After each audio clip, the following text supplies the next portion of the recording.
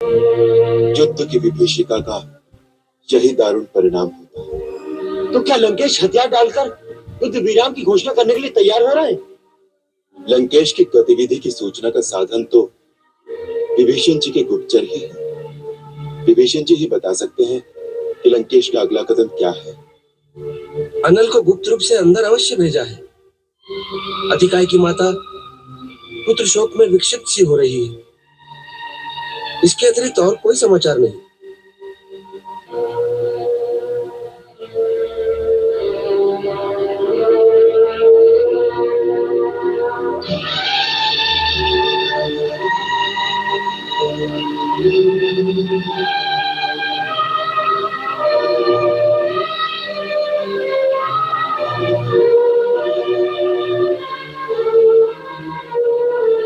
इस प्रकार गंभीर चिंतन में क्यों खो गए पिताश्री? जब से मैंने रणभूमि में जाने का निश्चय किया है, आप गहरी सोच में पड़ गए। बात क्या है महाराज? आप हमेशा मेरे रणभूमि में जाने में असमंजस में पड़ जाते हैं। ये किस कारण? पुत्र मोहवश अथवा आपको मेरे रण कौशल पर संदेह है? संदेह? तुम पर संदेह? इंद्र के वज्र को भी मामूली कंकर की तरह प्रभावित कर देने वाले इंद्रजीत पर संदेह? देवासुर संग्राम में अपने पिता की पराजय को अपने पराक्रम से विजय में परिवर्तन कर देने वाले पुत्र पर हम संदेह कैसे करेंगे?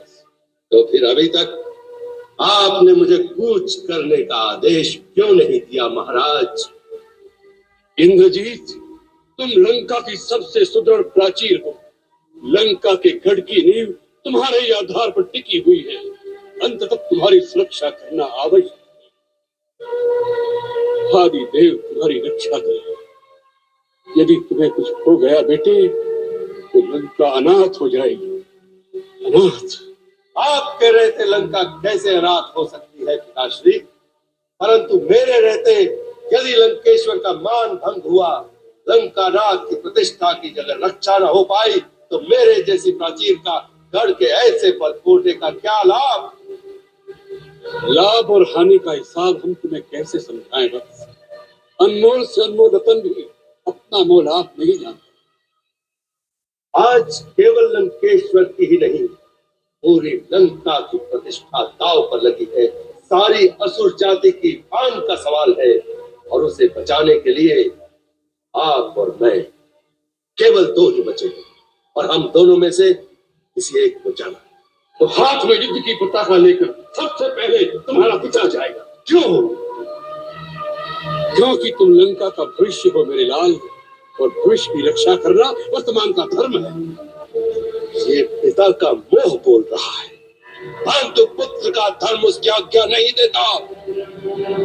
जो पिता के काम न आ सके वो पुत्र ही कैसा? इंद्रजीत के होते हुए आप जाएं तो धिक्कार है उसे। आपका रणभूमि में स्वयं जाना उस दिन भी मुझे उचित नहीं लगा था। हनुमान को दूत मानकर छोड़ देने के पक्ष में भी मैं नहीं था। अंगद आया और हरे दरबार में मनमानी करके अकड़ता हुआ चला गया। हम तरा देते गए और उनके उत्साह बढ़ते गए। पिताश्री, लंका की प्रतिष्ठा पर अपने प्राणों की आहुति देकर जो चले गए, उन्हें मैं लौटा कर तो नहीं ला सकता, परंतु विश्वास कीजिए, उनकी मौत ने मेरे मन में प्रतिशोध, प्रतिहिंसा की ज्वाला और भड़का दी है। राम का मस्तक, लक्ष्मण का वक्षस्थल, सुग्रीव, अंगद, हनुमान के प्राण लेने के लिए मेरे अस्त्र शस्त्र उतावले हो रहे हैं। आज्ञा दीजिए, आशीर्वाद दीजिए पिताश्री। असुर नायक अपने सेनानी को प्रलय बनकर शत्रुओं का विनाश करने का आदेश दे।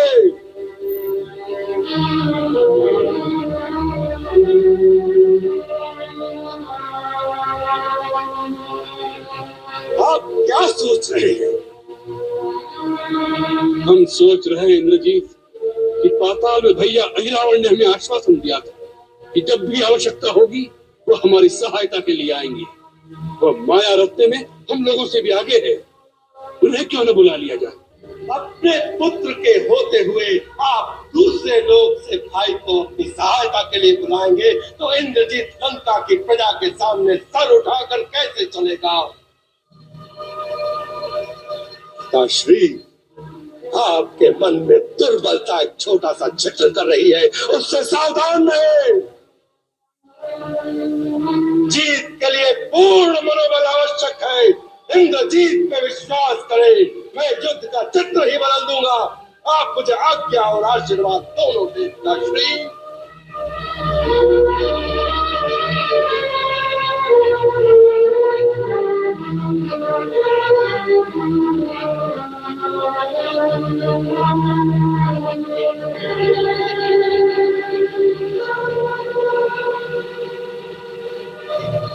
जाओ तात, युद्ध पताका फहराते हुए लौट कर आओ। यही होगा, यही होना निश्चित है महाराज। आज सूरज से पहले उन सूर्यवंशियों का सूर्यास्त करके मेघनाथ गगन में गरजते मेघों के समान अखिल ब्रह्मांड में अपना जयनाथ गुंजाता हुआ लौटेगा। अगर आज मेघनाथ के जयनाथ की घोर गर्जना दशों दिशाओं में नहीं गूंजी तो वो शस्त्र उठाना छोड़ देगा और लंका के सागर में जल समाधि ले लेगा। नहीं नहीं, तुम अवश्य विजयी होकर अपने पिता का मस्तक ऊंचा करके लौटोगे। यह विश्वास विद्युत बनकर कौन रखा है हमारे मन में। जाओ इंद्रजीत, आज नई जीत का कीर्तिमान स्थापित करके लौटो। विजयी हो।